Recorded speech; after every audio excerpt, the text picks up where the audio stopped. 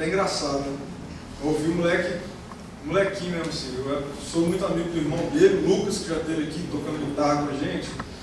Vocês devem lembrar também, que tem mais ou menos a minha idade. E aí o Daniel é mais novo e eu lembro que a gente ia para casa do Lucas, né? Adolescente e tal, e aquela galera dormia lá, e a gente dava um cascudo no Daniel, que era mais novinho. O Daniel já está maior que eu. E aí, na adolescência dele, né, foi quando eu e Marina começamos a nos envolver diretamente com o trabalho de jovens da nossa igreja lá em Itaperuna. E aí eu tive, lá a gente também, através do nosso pastor e tal, o mesmo esquema de discipulado que a gente tem implantado aqui, a gente implantou lá, através do Jonas, através do pastor Jonas. E aí eu tive a oportunidade, o privilégio assim, de estar caminhando de perto com o Daniel, né, discipular o Daniel.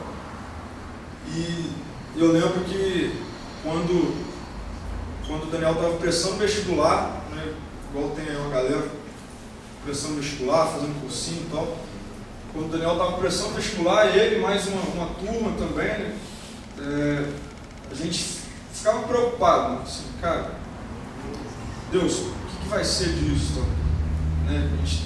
De fato, a gente vai deixar de ter agora um contato mais próximo, a galera vai para a faculdade, e aí o Daniel passou para a UFES, né, Universidade Federal do Espírito Santo, e ele foi para Alegre, né, acho que eu comentei semana passada. Alegre é uma cidade pequenininha, só tem a universidade lá praticamente, cidade onde funcionava o Festival de Alegre, o Festival de Alegre, assim, é loucura, tipo, vai galera do Brasil todo para lá, é festival de música e droga e tudo, tá? Então, o Daniel está morando lá nesse lugar, já tem 2 anos, vai fazer 2 anos. Né? E aí a gente ficava, caramba, Daniel, o que vai ser Daniel? Deus, o moleque vai esfriar, o que vai ser, né, aquele medo e tal. E aí a gente teve que descansar, né? E a gente falou, Deus, ó, é com o Senhor, ensinamos o que a gente pôde ensinar. Tal. E graças a Deus, Daniel tem se mantido firme ali, né? E aí ele vai compartilhar um pouquinho, vai trazer uma palavra para vocês, compartilhar um pouquinho do que ele tem vivido lá em Alegre. Então, acho que é bem relevante para o momento de vocês, tanto escola quanto faculdade, vocês estão aí. Beleza? Vamos orar então, pela vida do Daniel. Ricardo, você ora para a gente?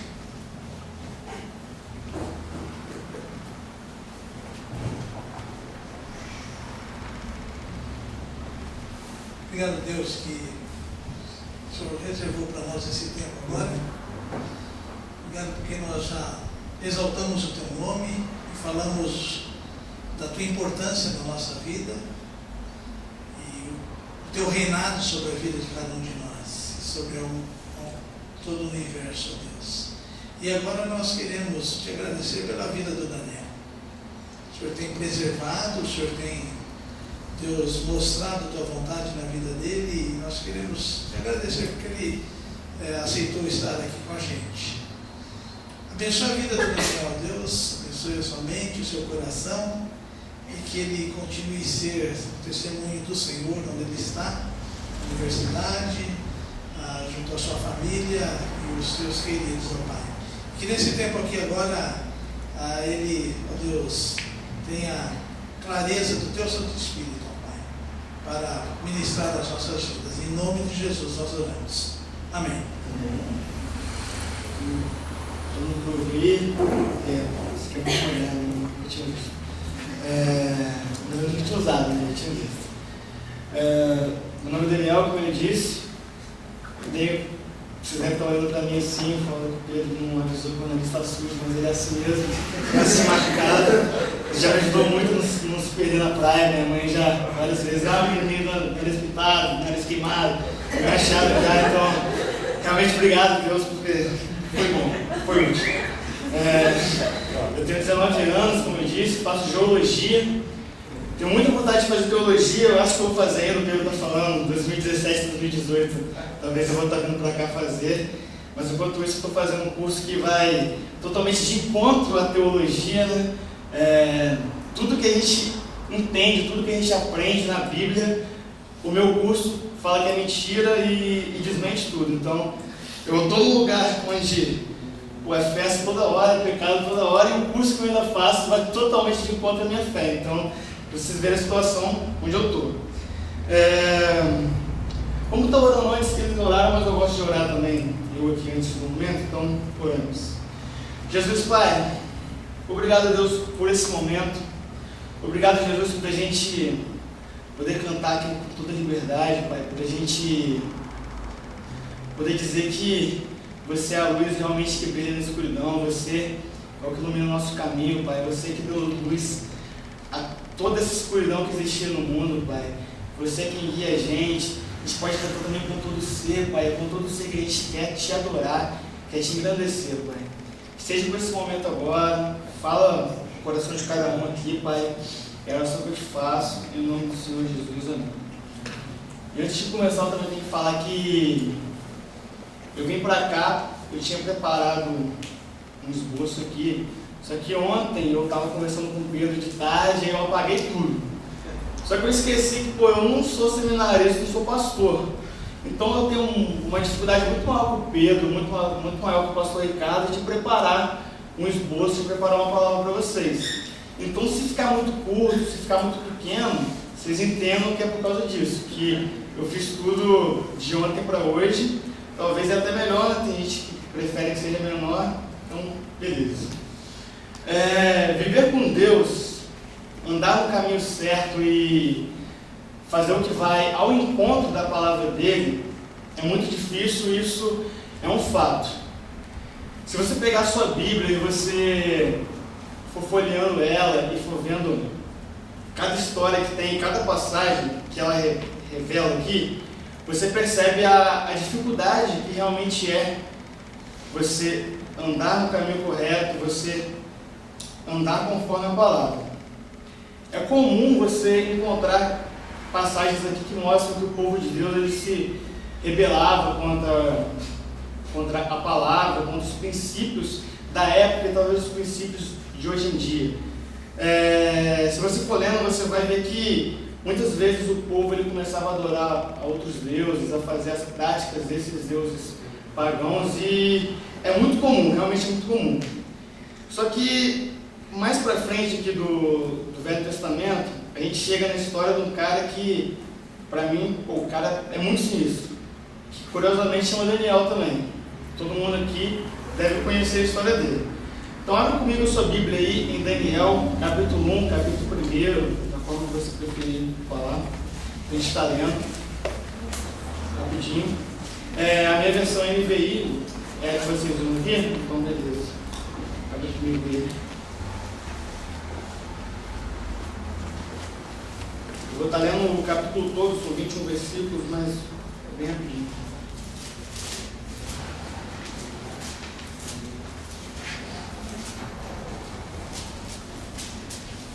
Beleza? No terceiro ano do reinado de Joaquim, rei de Judá, Nabucodonosor, rei da Babilônia, veio a Jerusalém e a sitiou.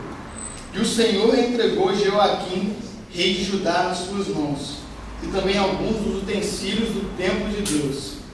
Ele levou os utensílios para o templo do seu Deus na terra de Sinear, e os colocou na casa do tesouro do seu Deus. Depois o rei ordenou a Aspenaz, o chefe dos oficiais da sua corte, que trouxesse alguns dos israelitas da família real e da nobreza, jovens sem defeito físico, de boa aparência, cultos, inteligentes, que dominassem os vários campos do conhecimento e fossem capacitados para servir no palácio do rei. Ele deveria ensinar-lhes a língua e a literatura dos babilônios. De sua própria mesa, o rei designou-lhes uma porção diária de comida e de vinho. Eles receberiam um treinamento durante 3 anos e depois disso passariam a servir o rei. Entre esses estavam alguns que vieram de Judá: Daniel, Ananias, Misael e Azarias. O chefe dos oficiais deu-lhes novos nomes. A Daniel deu o nome de Beltesazar, a Ananias Sadraque, a Misael Mesaque e a Azarias Abednego.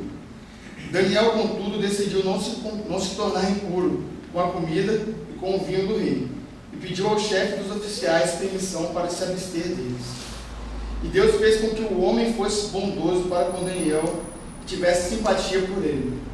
Apesar disso, ele disse a Daniel: tenho medo do rei, o meu senhor, que determinou a comida e a bebida de vocês. E se ele os achar menos saudáveis que os outros jovens da mesma idade, o rei poderia pedir a minha cabeça por causa de vocês. Daniel disse então ao homem que o chefe dos oficiais tinha encarregado de cuidar dele e de Ananias, Misael e Azarias: peço-lhe que faça uma experiência com seus servos durante 10 dias. Não nos dê nada além de vegetais para comer e água para beber. Depois compare a nossa aparência com a dos jovens que comem a comida do rei, e trate os seus servos de acordo com o que você concluir. Ele concordou e fez a experiência com eles durante 10 dias. Passados os 10 dias, eles pareciam mais saudáveis e mais fortes do que todos os jovens que comiam a comida da mesa do rei. Assim o encarregado tirou a comida especial e o vinho que haviam sido designados, e em lugar disso lhes dava vegetais. A estes 4 jovens Deus deu sabedoria e inteligência para conhecerem todos os aspectos da cultura e da ciência. E a Daniel, além disso, sabia interpretar todo tipo de visões e sonhos. Ao final do tempo estabelecido pelo rei para que os jovens fossem trazidos à sua presença, o chefe dos oficiais os apresentou a Nabucodonosor. O rei conversou com eles e não encontrou ninguém comparável a Daniel, Ananias, Misael e Azarias, de modo que eles passaram a servir o rei. O rei lhes fez perguntas sobre todos os assuntos que exigiam sabedoria e conhecimento, e descobriu que eram 10 vezes mais sábios do que todos os magos e encantadores de todo o seu reino. Daniel permaneceu ali até o primeiro ano do rei Ciro. Jesus, Pai, fala agora, esteja à frente de tudo, que seja você que sou que eu te faço, em nome do Senhor Jesus. Amém. Pedro, faz uma rápida. Vamos lá, o que está rolando nessa história? Jerusalém está destruída, o templo está completamente em ruínas e o povo está sendo exilado. Isso por quê?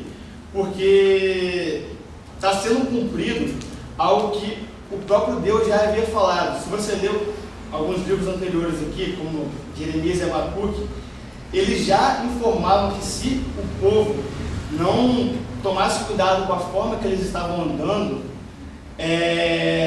viria sobre eles uma condenação que ele chamou de um tempo de calamidade, que viria sobre Jerusalém. Mas Abacuque e Jeremias, ele estava falando coisas para esse povo que eles precisavam ouvir, mas não as coisas que eles queriam ouvir. E por não ser as coisas que eles queriam ouvir, eles acabaram não ligando, não dando ouvidos, e aconteceu esse momento de calamidade. Foi exilado, entregou ele na mão do rei lá, o Joaquim foi entregue na mão de Nabucodonosor, como a gente leu aqui anteriormente. Nabucodonosor é o rei da Babilônia. E o que é essa Babilônia? A Babilônia simplesmente é o império mais poderoso da época. Ele é o mais rico, tem o maior exército, tem as maiores muralhas, podemos dizer assim, entre várias outras coisas. E esse rei da Babilônia, ele estava no intuito de filtrar o pessoal mais inteligente da época para trazer para o reino dele. É como se ele viesse aqui em São Paulo e falasse: ó, você vai ali no ITA e só traz essa galera top. Vai na USP, galera do CR 8.5, 9, você traz para mim, que é o que eu quero aqui no meu reino. Então, aconteceu tudo isso. E Daniel e seus amigos estavam envolvidos nesse meio, junto com os outros, que eram também de origem cristã, podemos dizer, porque era a religião, eles eram todos judeus, de Judá e Jerusalém. Então, eles foram inseridos numa nova cultura, que era a Babilônia, onde o Deus era diferente, a comida era diferente e tudo era diferente.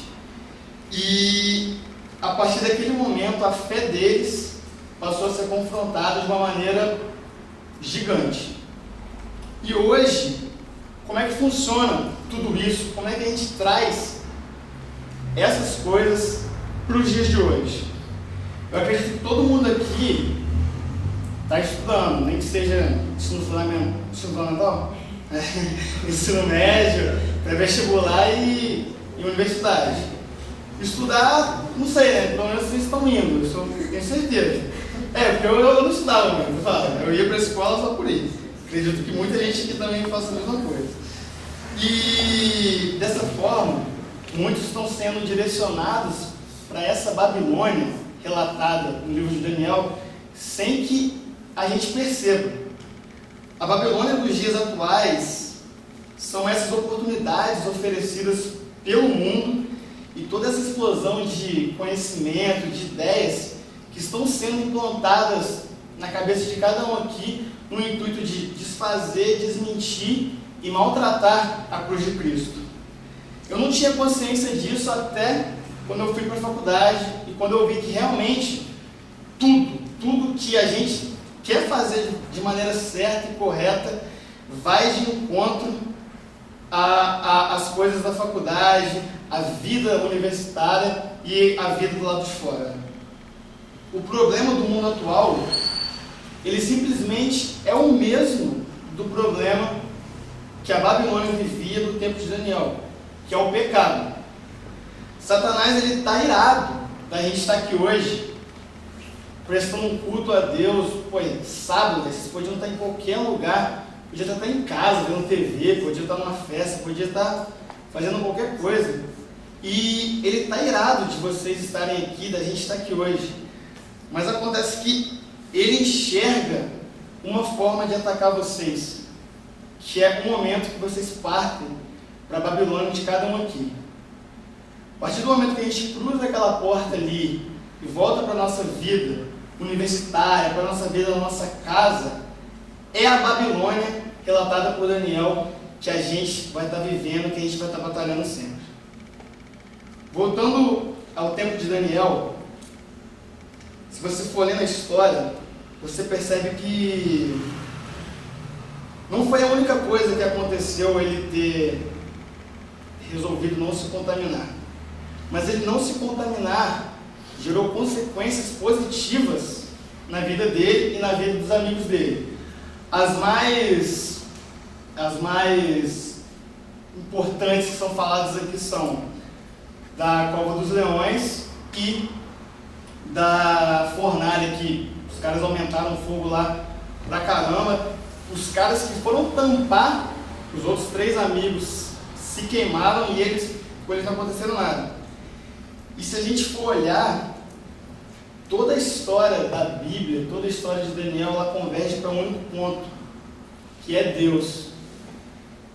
A consequência do sacrifício realizado por Daniel e por seus amigos foi a sobrevivência em relação a todas essas coisas, mas como é que eu posso dizer, como uma forma de Deus mostrar que realmente é Ele quem está no controle de todas as situações.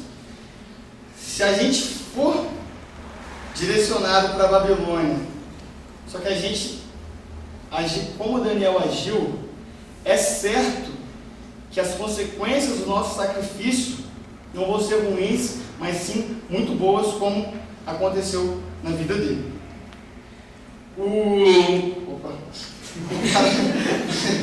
Um cara chamado Stuart Olliott falou assim: afastados de seus lares, instruídos a esquecer seu Deus e intensivamente reeducados numa cultura pagã, o que aconteceria a estes jovens rapazes? Permaneceriam fiéis a seu Deus e ao que sabiam ser correto ou sucumbiriam? A resposta a essa pergunta a gente já sabe. Eles permaneceram firmes. E eu me pergunto se isso aconteceria com a gente também.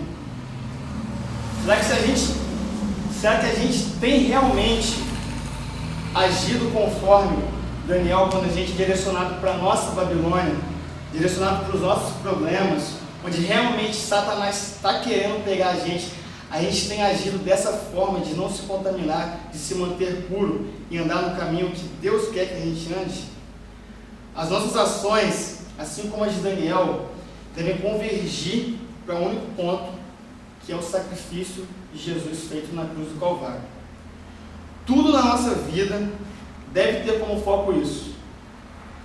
Jesus morreu por mim, se sacrificou por mim, e por causa disso, por consequência disso, a minha vida vai refletir a vida como Daniel fez, e vai refletir Jesus quando eu estiver na minha Babilônia. Gálatas 2:20 diz: fui crucificado com Cristo, assim já não sou eu quem vive, mas Cristo vive em mim. A vida que agora vivo no corpo, vivo-a pela fé no Filho de Deus, que me amou e se entregou por mim. Diante desse versículo, eu acho que não tem mais nada a comentar que a certeza disso, que tudo que deve ser feito nas nossas vidas deve convergir para esse foco, que é o sacrifício de Jesus Cristo. Se a nossa vida não for exclusiva de Deus, infelizmente a gente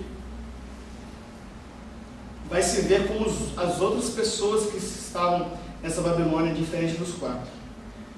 Se você sai por aí pegando vários carinhas, várias menininhas por aí e sem compromisso nenhum, infelizmente, talvez Deus não está sendo mais exclusivo dentro do seu coração. Se você vive aí em moralidade sexual mesmo e sai aí fazendo criar na sua cabeça, infelizmente, essa exclusividade deixou de tomar conta do seu coração. Se há mais prazer em ir numa festa e fazer tudo o que está rolando lá, do que você sentar na sua casa, ler a Bíblia, meditar um pouco de tudo que Deus está querendo falar com você, de vir aqui, pois isso aqui é muito bom. Você está aqui junto de um monte de gente que está buscando o mesmo objetivo. E se isso não tem sido o principal no coração de vocês, infelizmente, a exclusividade de Deus deixou de existir. Se a pessoa se amarra em ver pornografia, entrar aí na Skynet, essas TVs aí por assinatura, e ver esses canais mesmo que a gente sabe que existe, se o prazer maior está nisso, é fato que a exclusividade deixou de existir e a Babilônia tomou conta do seu coração. Daniel venceu porque Deus era exclusivo no coração dele. Mas não sou eu que posso falar isso para vocês, falar se ele é ou se ele não é exclusivo no coração de vocês. Basta de cada um aqui se analisar e olhar. Eu falei que ia ser rápido, e para finalizar, o Mark Driscoll, um pastor norte-americano, uma vez perguntaram para ele a seguinte coisa: por que a graça salvadora de Deus faz com que muitos cristãos vivam de uma maneira morna? E ele respondeu uma resposta grande, mas um trechinho ele falou assim: nem todos os cristãos que se declaram cristãos são verdadeiramente cristãos. Da mesma forma, nem todas as pessoas que confessam a graça salvadora possuem a graça salvadora.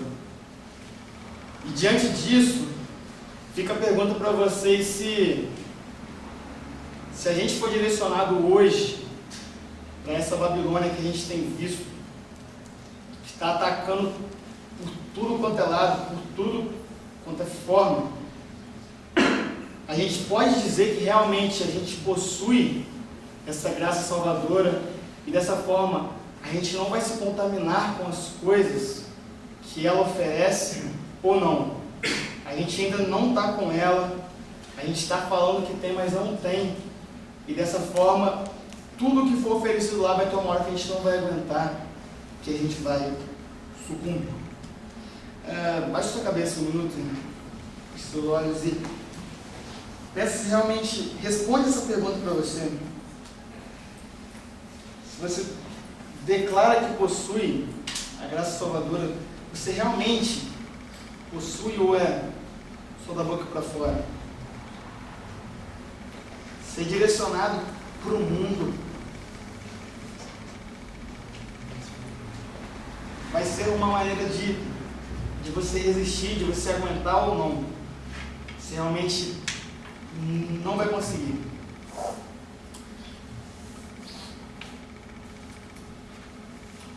Jesus, Pai, Deus, eu oro pela vida de cada um aqui agora. Jesus, esteja sondando o coração e a vida de cada um aqui. Pai, você conhece, você sabe como é que todo mundo está. E você sabe se a gente está preparado ou não, Deus, para pisar depois daquele portão ali, Pai, e aguentar todas as investidas que Satanás tem feito na vida de cada um. Jesus, eu oro para que, se a sua graça salvadora não foi alcançada ainda por alguns corações, que seja tempo disso agora. Eu não quero fazer apelo, não quero fazer nada. Cada um se conhece, cada um sabe. Eu quero que você mesmo, Pai, seja revelado no coração de alguém que ainda não te conhece, que ainda não possui sua graça salvadora. Seja Jesus com a vida de cada um, na faculdade, na escola, Pai, com todas as relações humanas que a gente faz aí durante os dias, e que tudo que todo mundo está oferecendo, Pai, não tenha valor nenhum, porque a gente tem você, é só isso que importa. É a oração que eu te faço, em nome do Senhor Jesus. Amém e amém.